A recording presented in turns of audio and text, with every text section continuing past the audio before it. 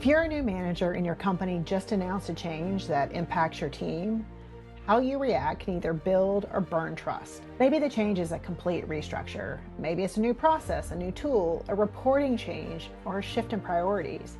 It doesn't matter how big or small it is, because to your team, it all feels the same. It feels uncertain, disruptive, and of course it can feel personal. And if you mishandle this change process, two things can happen.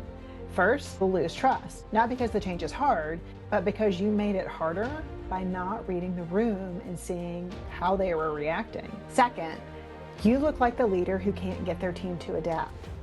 And in a changing organization, that label can stick. Here's the unfortunate truth. Even if the rollout was a mess, even if your team hates it, even if you don't really believe in it yourself, your job is to lead through it anyway. Hi, I'm Jen Arnold, and I help new leaders navigate their first people management role. I want you to think about a change like a marathon. If you've ever run one, or if you've ever seen someone run one, you know that everyone starts at a different time and finishes at a different time, right? So you got your elite people up front, and then you got the people maybe walking at the end. So that's just like change. It's like running a marathon. Everyone's gonna finish at a certain part. Some people are gonna give up and quit and not wanna go through the marathon, and some are gonna speed right through it. So that's the thing with change. Everyone is going to receive it differently. They're gonna react differently. And that's one thing that is so easy to forget when you're a leader. By the time you're telling your team about a change, you've already had time to process it. Maybe you were in a leadership meeting days ago, a week ago, maybe even a month ago. You've had time to sit with it, think through it, feel your feelings, and come to terms with it. Your team hasn't. You're at the finish line and they haven't even started. They're going to be exactly where you were when you heard the news, when you may have been frustrated, confused, or anxious. And when that happens, you can get annoyed. So you start thinking, why can't they just accept this? Why is everyone so negative? You forget that you had a head start that they didn't have. So I worked with an organization going through massive changes, adoption of AI, shifting priorities, all on top of prior reductions in force in the year prior. Teams had been reduced, but the workload hadn't. They were being asked to do more with less. Nobody was answering the question they were all asking. Are we supposed to maintain the same level of quality? I'll come back to what happened when no one answered that question, because it's exactly what happens on your team when you skip the next thing I'm going to tell you. Here's what I need you to realize. People don't hate change. They hate change that's done to them. Change they have zero control over. Change that's communicated so badly, they fill in the gaps with worst case scenarios. Once you understand that, your roadmap becomes much clearer. You can't control the change itself, but you can control what you do to help your team experience it in a better way. Here's how. All right, the first thing to consider, be as upfront and transparent as you can. Don't wait until you have all the answers. Don't wait until the messaging is perfectly polished. Your team can handle imperfect information, but what they can't handle is your silence. When you hold back, their brains, they're filling in the gap. And what they imagine is, of course, always worse than the actual truth. Tell them what you know and tell them what you don't know yet. And tell them when you expect to know more. So that rhythm, here's what I know, here's what I don't know yet, and here's when I'll update you, creates a structure their brains can hold on to. But let me be really clear here. Whatever you do, if you tell them that you're going to get back to them on a certain day, get back to them, even if you don't know the answer. So I've seen a lot of managers go, well, there's nothing new. I'll just update them when I have something. Don't assume because nothing has changed. They know that. If 2 weeks pass, you don't have the answer, say, hey, I told you I'd get back to you in 2 weeks. I'm sorry, I thought I would know more by now. I don't. I'll get back to you in 2 more weeks with any updates I have. That way they have a timeline in their brain that they can hold on to and look forward to. And when you don't have all the answers, it can feel very uncomfortable for you, because when you don't have the answers, you're going to be tempted to fill in the silence with reassurance. Your job is safe. This won't affect your day-to-day. Everything will be just fine. And maybe you believe it when you say it, or maybe you want it to be true, But if you don't know that for certain, those words become a promise. And when the next change comes, or if layoffs come, you break your promise, you don't just lose credibility on this change, you lose it on every change after. Unkept promises compound. So don't overpromise. Say, I just don't know yet, before you say everything will be fine. One is honest and the other is a gamble you can't afford to make. All right, number 2, tell them what's not changing. I know this feels kind of weird and maybe counterintuitive, and it's one that many managers skip because it's easy to forget in the midst of change. But when change hits, everyone focuses on what's changing, what's different. But your team needs to also hear what's staying the same. What are the things they can still count on? What relationships are they still going to remain intact? What processes, what priorities are untouched?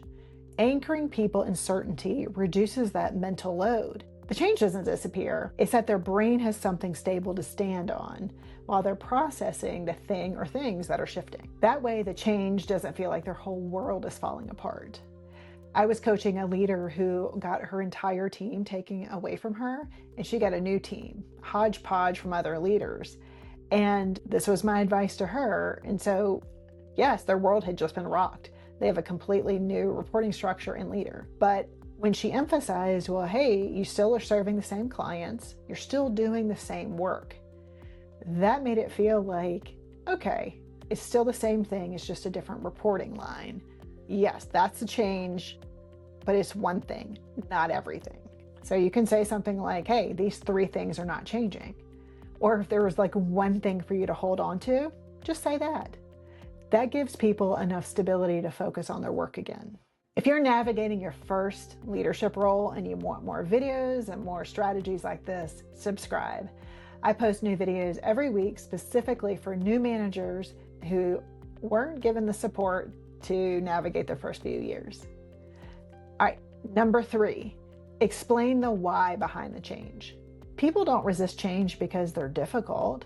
They resist it when it feels arbitrary or stupid, like it really doesn't matter. Like it's change that won't even make a difference in the day-to-day. They can't see what you see. So you need to connect it to the overall company. Maybe the change is to help the company be more competitive, or because this alignment helps us serve our customers better, because having the data in the system allows us to see trends faster. Ultimately, most changes are to help the organization function better. And when you explain the reasoning, even if it's imperfect, you give people something to work with. It may not make them happy, it's not your job, but it makes the change more bearable. And when it feels more bearable and it feels like it's for a purpose, they're more likely to adapt to the change. So remember that organization that I mentioned, the one where no one had the answer to, does the quality still stay the same even though we have a lack of resources? They were filling in the blanks themselves. They didn't really have a forum until we came in to express that to the senior leaders. And so what they decided they were going to do was, of course, quality staying the same. So they kept driving themselves to the same standard with fewer resources, to the point of burnout and exhaustion. And that's what happens when there's silence for an organization or a team or department going through changes. Unanswered questions become worst-case assumptions, or they result in burnout. You need to answer why this change, why now, why this way? Because if you don't answer those questions, your team won't adapt. They'll fight it. Give them what they need. Give them the why. Step 4, create space for questions. Not a one-time, hey, got any questions at the end of the meeting, but a real open forum where people can ask the uncomfortable questions. Things like, does this mean my role's changing? Is my job safe? Why wasn't I consulted on this change? Okay, I know this sounds really scary to put yourself in this situation because you're not going to have the answers for all of them. That's okay. It's the act of creating the space. It does a lot more than having all the answers. It tells your team, I'm not hiding from your questions, and that builds trust faster than any perfectly crafted announcement. And if you're sitting there going, well, I don't have all the answers, why would I ever do that? That's okay. Tell them that. I don't have that answer yet, but I'm going to go find out. You can even say something like, hey, I just want an open forum. I want to gather your questions. I won't have all the answers yet, but I want to be able to run these by my boss so I can get back some answers for you. That's honesty and that's transparency. And that is exactly what they need right now. Here's what I want you to understand about leading through change as a new manager. You're at a slight disadvantage that has nothing to do with your skills. You haven't built the trust reserve yet. An experienced manager who has been through hard times with their team before, their people know how they're going to show up. But if you're 3 months in or 6 months in or even a year in, your team is still deciding who you are. You haven't been through the hard stuff yet. That's why I really want you to pay attention to that processing gap. When you may get annoyed that your people aren't accepting the change fast enough. You may not see that they're at mile 1 when you're done with the marathon. They're just behind you on the timeline. And your frustration, even if you're not saying it out loud, it comes through. It tells them, yeah, my manager just wants us to hurry up through this. They don't want to answer my questions. So if you don't account for that processing gap, you're going to spend the entire change cycle being frustrated with the very people who need you to show up in a calm manner, answering their questions and leading them through change. Now, if you've ever been on the other side of change where it happened to you, maybe you were the team who found out last, tell me in the comments what your manager did right or what went wrong, because most managers don't even see it. So ultimately, if you're in this right now, it's not your job to make the change feel good. It's your job to help your team navigate it, to adapt to it, and to move forward. Your team doesn't need a manager who's sugarcoating everything. They need a manager who tells them the truth, tells them what's not changing, what's stable, and stays in the room when the questions get hard. Now, if this hit home, subscribe. And if you know a new manager who's about to go through a team change, send this to them. Thanks for watching, and I'll see you in the next video.